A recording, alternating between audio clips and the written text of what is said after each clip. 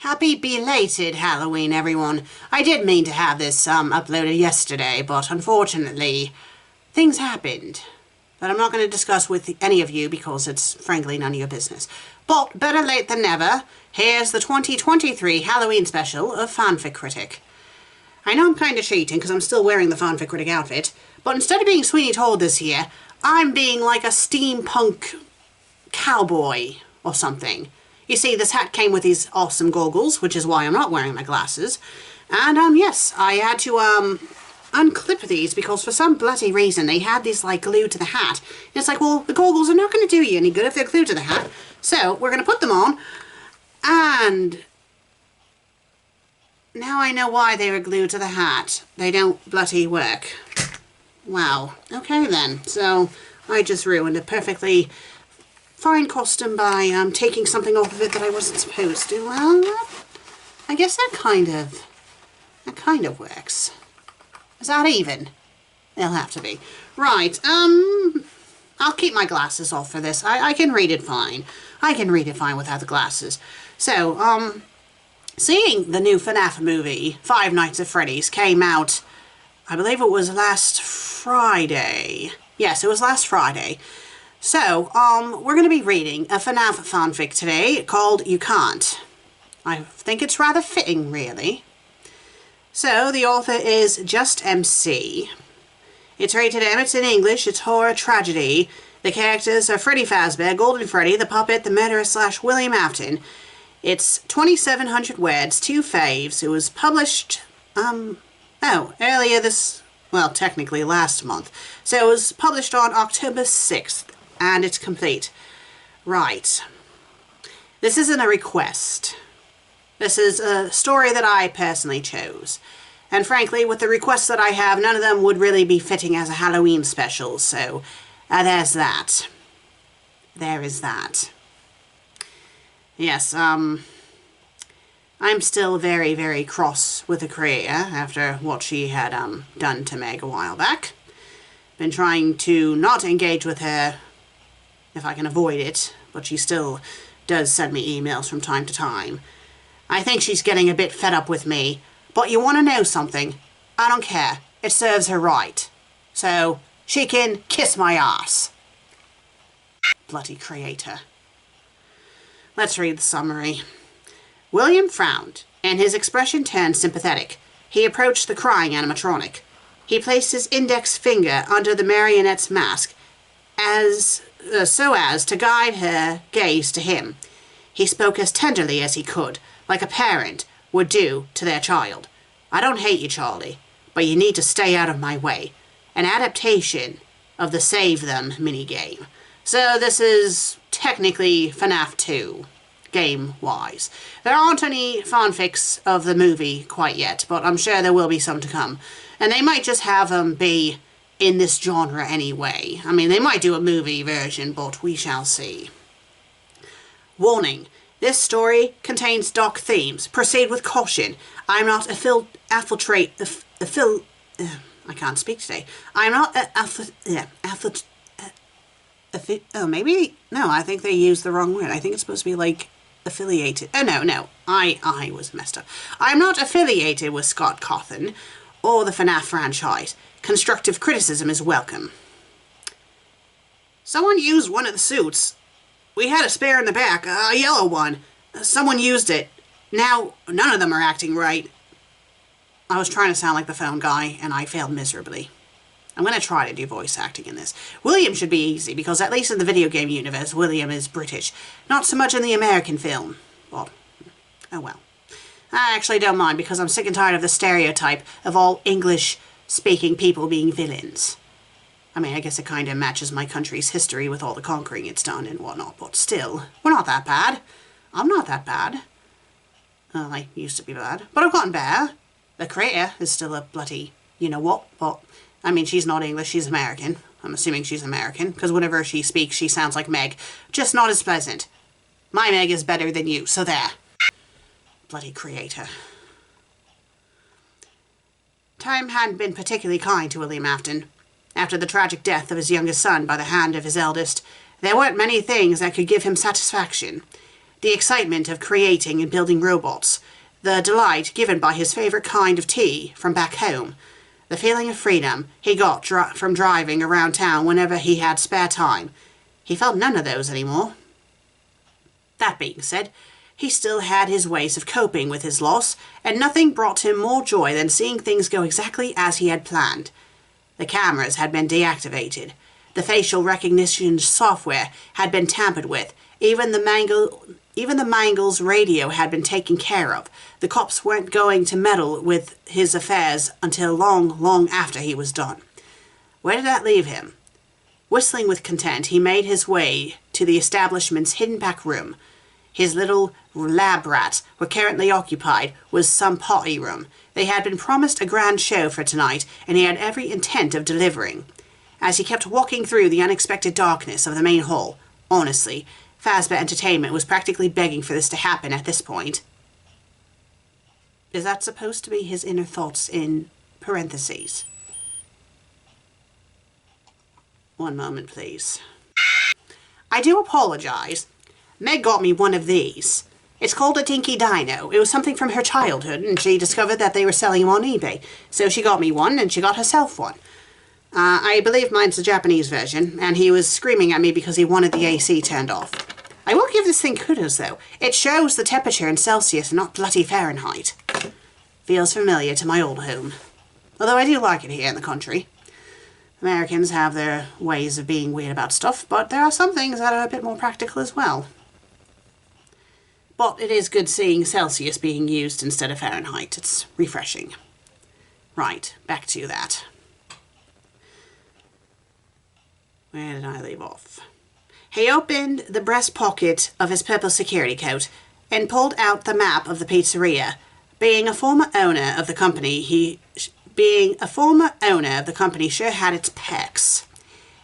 He unfolded it carefully and confirmed that the back room was indeed within the parts and service room. He smirked to himself. For better or for worse, this meant he would have to come face to face with some of his old pals. They probably didn't recognize him in the dingy lighting, but if they would, that's what tasers are for. He opened the dark grey door in front of him effortlessly. During his few nights as a guard in this location, he noticed that the parts and service room's door had a faulty lock, almost like someone had tried to bust the door down. Stepping inside, he turned on his flashlight and saw the culprits for himself. A familiar stench of utmost foul degree assaulted his nostrils, so much so that it made him nauseous. Its sources were lying on the floor, completely immobile. Freddy, Bonnie, Chica, and of course, Michael's favourite, Foxy. His jaw clenched at the thought. These four were the reason he had set this operation up. Something made them behave strangely. He had seen as much while he was on duty. It was almost like they were sentient. Something within them was making them tick in more ways than one. He had a few suspicions, but tonight he was going to find out once and for all what it was that made these animatronics act as though they were alive. He passed them by, shifting his focus on the back room's door. He unlocked it, checking behind him all the while. It would have been foolish to get complacent now that he was in the lion's nest. His anticipation flared up into fully fledged excitement as he laid his eyes on the two golden suits that were slouched against the wall. Closing the door behind him, he got closer to the spring Bonnie suit. Picking up the good old hand crank from the floor, he made sure the spring locks were all nice and wound up before putting on each piece one by one. Oh, how good it felt to be back in action. A deep, garbled voice emanated from his left, nearly startling him. It sounded like multiple people were talking quietly at once, though through the mask sockets he saw the other suits shaking and rambling violently. Fredbear. Taking a closer peek, he saw one tiny white dot in each of Fredbear's eye sockets. They were pointed straight at him. William wasn't impressed by the theatrics. Oh, save it. With a harsh kick, the Fredbear suit slumped over to the side. The murmurs greatly intensified, but at that point, William honestly didn't care. He had a long night ahead of him, and he couldn't afford to waste energy on such pointless matters. Picking up his flashlight, his pocket knife, and the taser, he left the room, paying no mind to the fact that as he closed the door and exited both rooms, the golden Freddy suit vanished. He similarly ignored the 4 animatronics' eyes that were on him. Alright, let's try to do a good performer voice. Good evening, ladies and gentlemen, announced Spring Bonnie to his audience of 6 kids. I would assume he would try to disguise his voice. They were all sitting at the tables of Party Room 3. You 6 are the lucky guests for this one-in-a-lifetime event. You know what that means, don't ya? He asked, in his deep, joyful voice. Maybe I should do a bit deeper voice for that then. But then again, Meg does the deeper voices better than I do, so I'll just keep with the voice I'm doing. We get special guests? Asked a little boy in a hopeful tone. Hey, at least I didn't try to sound like a chain smoker to sound like I'm 10. Ha ha ha! That and more, my little friend. Before that, I've got a special surprise just for you. What kind of surprise? That was awful. Asked a girl with suspicion. You'll see soon, but shh. Spring Bonnie lifted his index finger and placed it in front of his lips. It's a secret, all right. I had to go through a lot to borrow this from the kitchen. Some of the kids chuckled heartily. Spring Bonnie tiptoed over to the doorway and bent around it. Soon enough, he held up a large platter with a strawberry cake on it. The children's eyes widened and they wowed in delight as the cake was placed on the table in front of them. So absorbed were they didn't even hear the door lock. William let himself relish these moments. Just a few years ago, he would do things like this once in a while during his own kids' birthdays. Their faces would glow just as brightly as these ones did. Okay, what's with the ellipses? Now then. Now then, kiddies. I know you're all eager to dig straight in and eat till your tummies hurt, but there's one problem. 6 pairs of eyes focused on him with curiosity. Little old me forgot where he put his knife. We can't eat this culinary masterpiece with our bare hands, so all of you, please help me find my knife so that we can cut enough pieces for everyone. A series of okays filled the room. They all started searching under the tables, the chairs, the near corners. Doh, silly me. At this point, Spring Bonnie wrapped his knuckles around against his head and lifted the platter. The knife was underneath it. He picked it up with a shaky hand. It was right here all along, he stated as his grip on the handle tightened. I found it. Time hadn't nearly been kind to Charlotte Emily. After having her life tragically cut short and being witness to the most horrific massacre her child mind could conceive, she had grown aware of her limitations and weaknesses, of how cruel yet valuable time was. These moments reminded her of that, moments where her gut instinct was screaming at her. She had to hurry. After breaking free from her music box, she could easily hear the screams. She thought of going alone, but she wasn't confident. She felt too frail to do anything. That's why she searched for help. Using the ceiling's conveyor belt that the strings connected her to, she zoomed over to Kid's Cove, only to find the mangle emit some sort of static. She then realized that it didn't seem able to move right now. Harry. She flew over the show stage. The new animatronics, too, didn't appear to respond. These worthless pieces of junk. If they can't stop a crime from happening, then what was the point? Harry. There was only one option left that could stop this tragedy. She had to call the others and hope for the best. As fast as she could, she dashed to the pots and service room. Once inside, she glanced at each of them as thoroughly as she could given the circumstances. She wished she could awaken all of them, but time was pointing a knife at her throat. Bonnie, too damaged. Chica, too damaged. Foxy, susceptible to light. Freddy. Harry. Gabriel felt his consciousness come back to him all at once, although a switch inside of him had flipped. After his vision adjusted, he nearly gasped once he saw the marionette hovering over him, her creepy eyes staring into his soul. It was Charlotte, again. None of them had seen her in a while. But what did she want? Save them. What? Come on. He forced himself up, and heard his joints moan. Taking one look at the marionette, he noticed she was frantically motioning for him to follow her.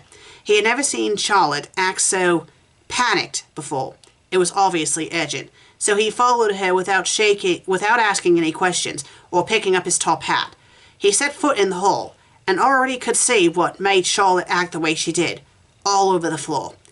Trails going in multiple directions, wet, metallic, crimson, as far as the eye could see. If this were truly the work of their murderer, it was evident that he didn't care much about being stealthy this time. Their bodies were mangled beyond recognition. Some of them had been thrown under or over the table. Others were slumped against the walls. Others sitting on chairs. If he didn't know any better, Gabriel could have easily assumed that some of them were sleeping. But he did know better. He knew firsthand. The exact same thing had happened to him, to her, to them, all of them. Their eyes were glassy and wide with agony. He wanted to vomit, to scream, and to cry until he wouldn't be able to anymore. He couldn't even make out the colors of their clothes. He heard Charlotte crying out for him to keep going. He picked up his pace until he caught up to her. He didn't know what he could even do to help at this point, but he forced his legs to move. One moment. Sorry about that. I had to plug the camera into an emergency battery because it was on the verge of dying in the middle of the review. I only knew that because I saw the image on the... I have the screen face towards me, so in case I have any alerts, I know if the camera's about to die. Alright, so let's... Okay, I see where we left off. William was panting and his heart was pumping. He was clearly starting to lose his shape. Having moved the bodies around and removed his suit, he breathed a sigh of relief. He had done it. The operation was a success. Now all he had to do was wait and see what would happen. Would the animatronics suddenly become alive? Would the other strange phenomena start occurring, now that the bodies were scattered? Only time would tell. He sat at the end of the hall, near the stage. He took in the silence that had seized the establishment, which was then shattered once the hall's alarm started ringing. It was truly a strange alarm in its design, not constant or particularly loud. Its rhythm was similar to a human's breathing when calm. Its main purpose, from what he had gathered, was to alert the night guard that something was in the hallway near the security office. He frowned. Picking up his gear, he slowly took a couple of steps closer to the source of the sound, passing by the entrance of 2 party rooms. As he cut the corner, he noticed something off in the darkness. 2 glowing white dots, like little stars. They were roughly at the same height as that of a door's, if not a little higher. Immediately, he went to raise his flashlight, but was caught off guard by the sound of thundering footsteps coming towards him from the right. He instinctively stepped back, but before he knew it, something was crunching down on his shoulder. He let out a scream.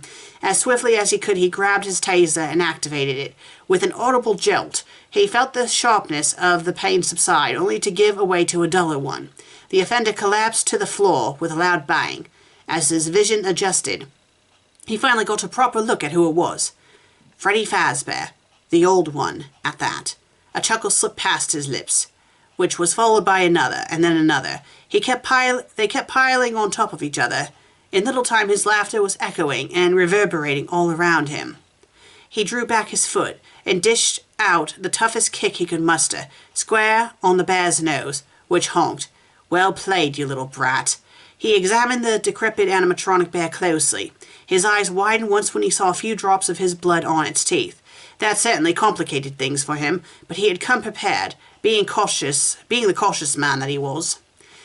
He pulled out a pack of wet wipes that were doused with alcohol, and cleaned both jaws in both rows as thoroughly and as meticulously as he could until there was a stain to be seen. Still clutching his shoulder, he began walking away. He could tell that he was going to need to tend to it with discretion. With that in mind, he decided to leave for the night. Or for tonight, I should say. He had enough excitement for now. He didn't quite catch the word that was uttered. He did hear the voice, though. It was familiar. Definitely so. In fact, he wouldn't have mistook it for anyone else's even after all these years. He looked back and saw the marionette kneeling next to Freddy's limp form. One hand was under his head while the other was holding his. You monster. How could you? William shook his head, chuckling. Monster, huh? Doesn't quite have a nice ring as Uncle Will had. You should work on your manners, Charlie. The marionette was shaking. You'll pay. You'll pay. The man didn't seem fazed. I'll save them. All of them. In You'll see, Charlotte finally added, her voice breaking. You can't. You can't save anybody, Charlotte. And as for you, you will not be spared. You will not be saved. By anyone. Not by Mr. Fazbear over there. Not by God. And most certainly not by your dear daddy. William stated, his words slicing through the air sharp and cold. A few sobs arose from the marionette after a short silence. William frowned, and his expression turned sympathetic.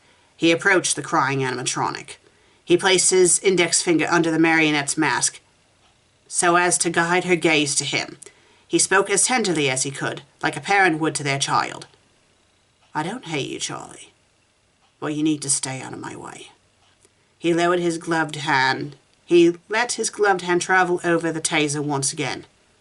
So be a good little girl and go to sleep. With one more discharge, the marionette crumpled on top of Freddy.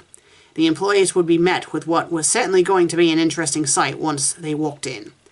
A sense of exhaustion washed over William. He exited the restaurant without further interruption. Unbeknownst to him, someone had been sitting near the exit, watching him go. The Fredbear suit. A youthful voice emerged from inside of it. You won this round. You might win the next one too.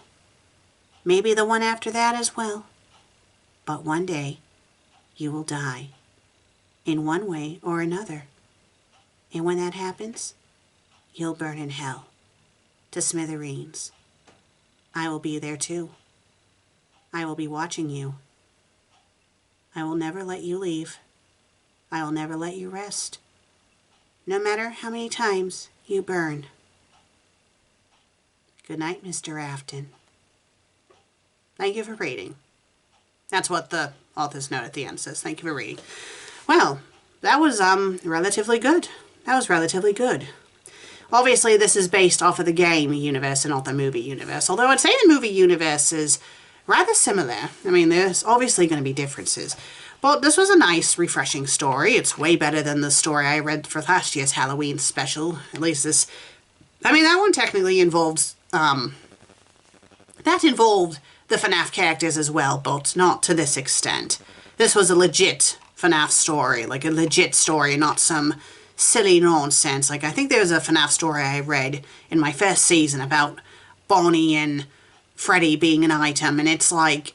No, and this story obviously does go with the children possessing the the animatronic suits and the whatnot. Yes, so there we go. There we go indeed. Well, thank you all for watching today's episode. If you liked it, please be sure to leave a like and leave a comment. And if you haven't subscribed yet, please do, I'd greatly appreciate it. I will see you in the next episode, whenever that may be. I need to try to be a bit more consistent about posting episodes. I've been trying to do it once a week, and now it's been like every other week. I mean, the creator hasn't been very pleased about my uploading schedule, but you know what? I honestly don't care what the creator wants and what she doesn't want. She can stuff it up.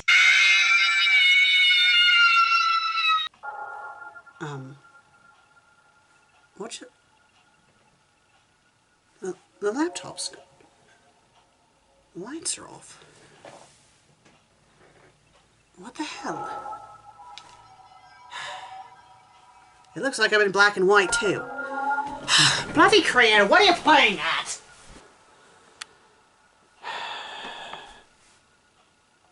Creator. Creator. Bloody Christ. This isn't funny, creator. Alright, creator, you can show yourself. I don't know what you think you're doing, trying to be scary in the... You forget your place. You think you can get away with talking to me the way that you have been? Perhaps I've been too soft on you. I was too soft on Meg. And she's learned her lesson well. Now it's time for you to learn yours.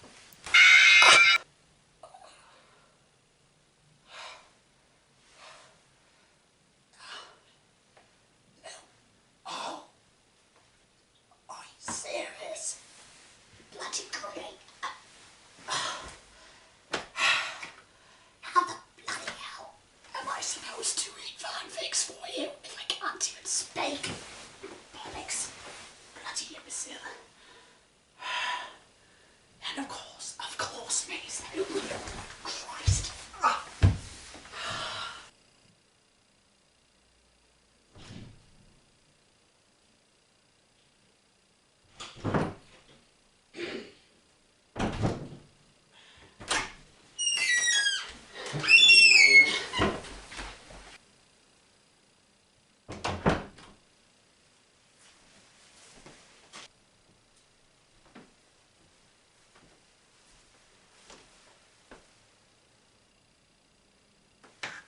Is everything okay, Sue? Were you, filming? What was the story about? Is there a particular reason why you're not speaking? Sue? Why aren't you talking?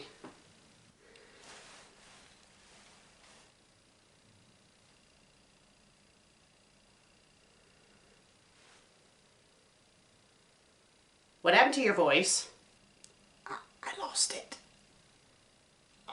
I came down with something. I mean, the rest of me feels fine. It's just my throat, that's all. Nothing to worry about. You're trying to tell me that you developed a throat issue within the last hour that I've been gone? Yes. What happened to your voice? It's nothing really. I'm not in the mood. I am not an idiot, despite what you may think. Tell me right now what happened to your voice. Okay, fine. I was a bit insulting towards the creator, and she decided to, let's just say I know what a parched throat sitting feels like now.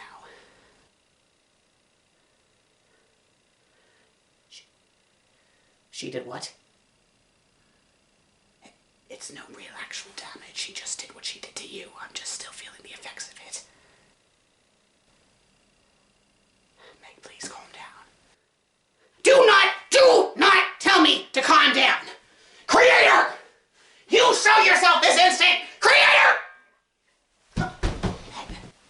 Meg, oh.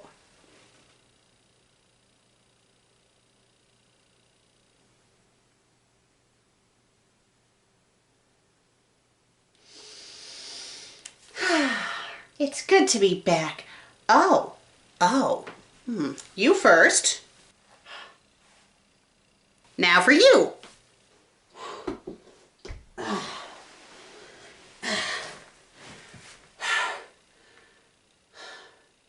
the fuck have you been?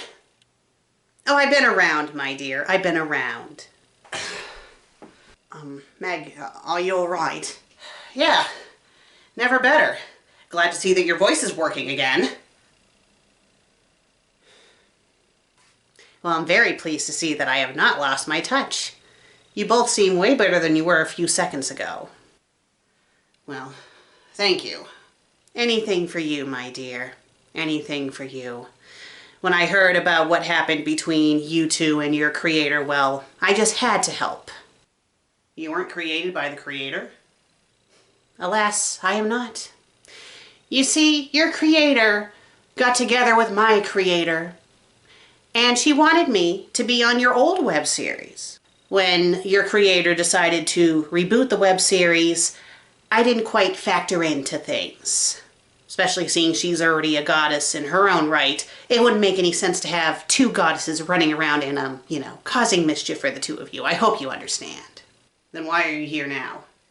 Why, you silly goose, it's because your creator had me come. Not only to heal Susan, but to heal you as well. She did feel bad about what she had done, and she didn't realize, that it was still affecting you this badly.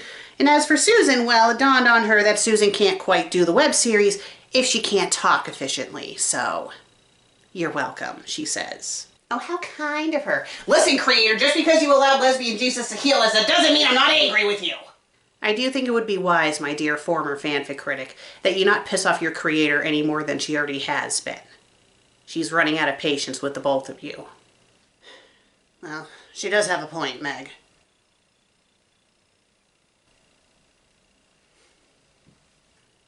My goodness, I have been gone for such a long time.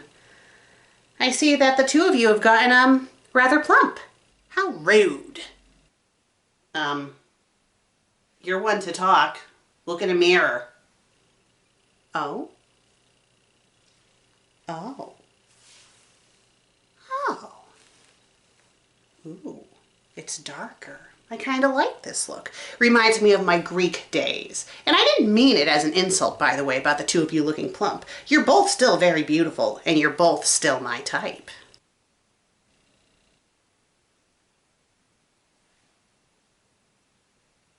Well, thank you, I guess. You're welcome, my dear. Oh, I've been away for so long. We have so much catching up to do.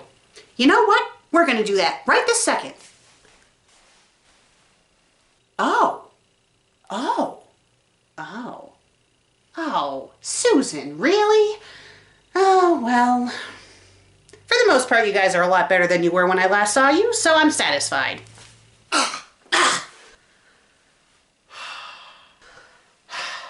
What the fuck?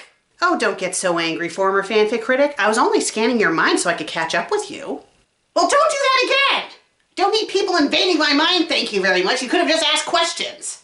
Yes, that would be the more courteous thing to do. My silly mortal. I'm afraid I don't have a lot of time to spare at the moment.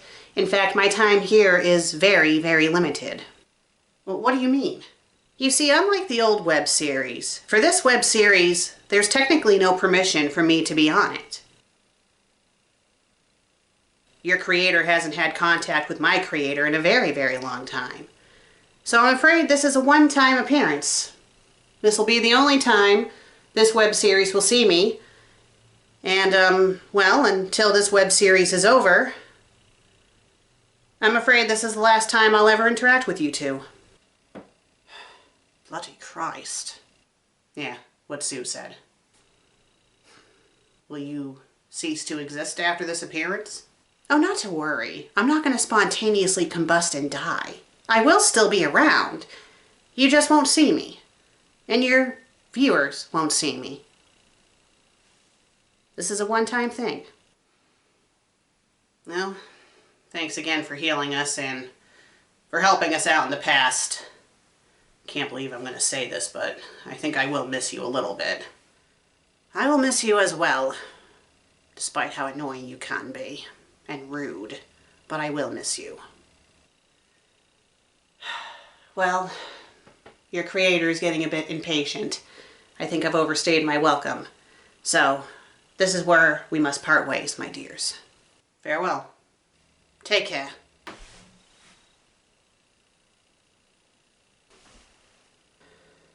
Bloody dramatic as always.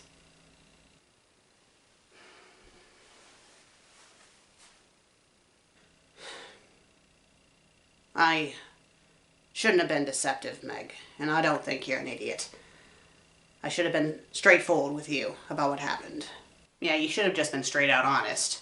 I mean, I don't even know why you're trying to lie about it, because obviously something was wrong. You're okay now, though? Yes, much, much better. Any lingering soreness?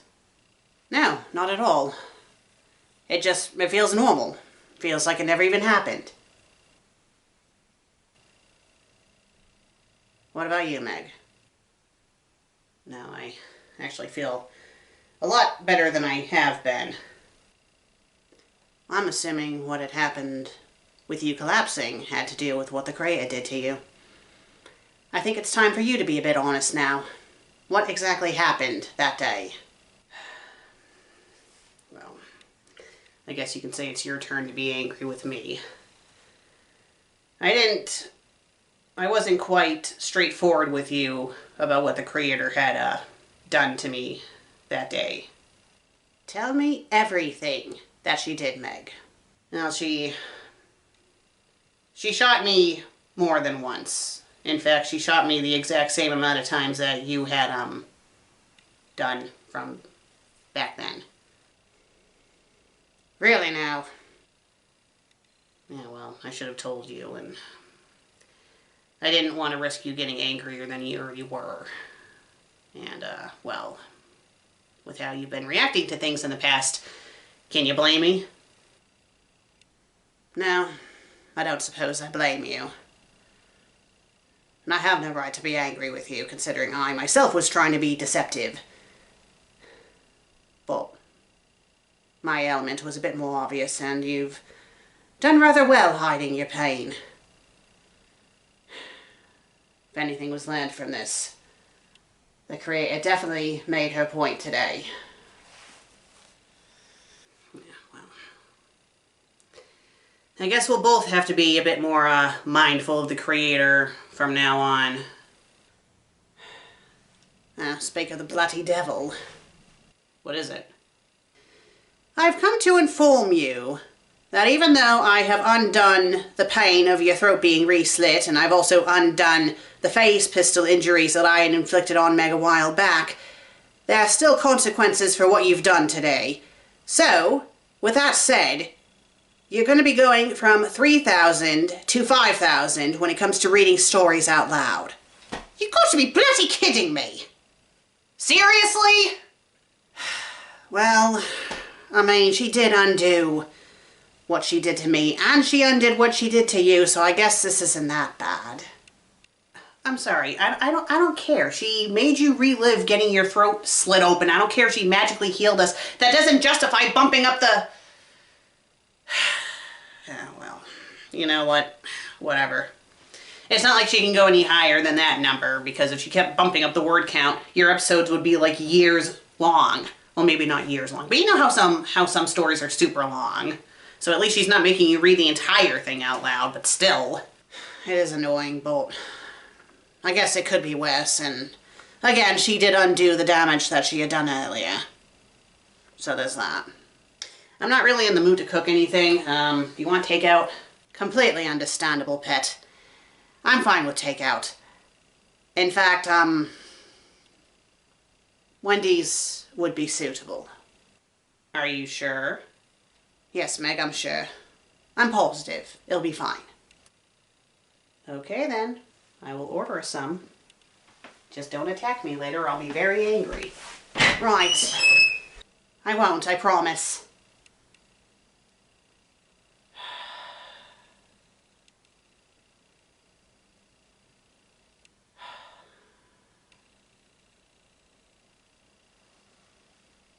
In case the web show is spying.